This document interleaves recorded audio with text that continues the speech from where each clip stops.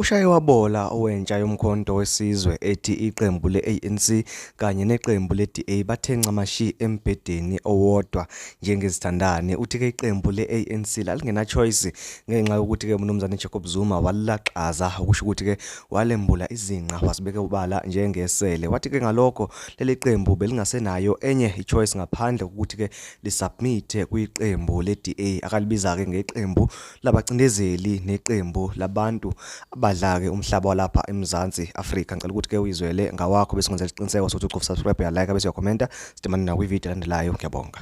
Where is the ANC today?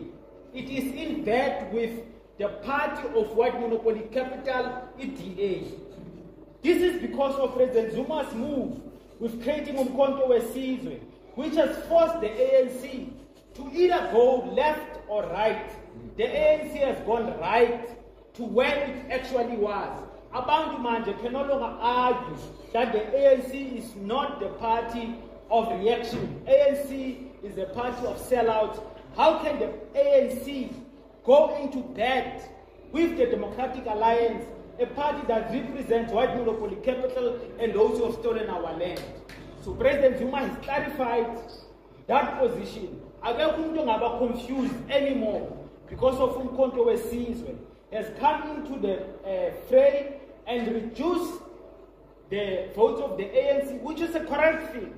What the ANC should have done was to come to the revolutionary path and team up with Umkhonto Wesizwe and the EFF, and would have gotten 2/3 majority to change the constitution to bring about change.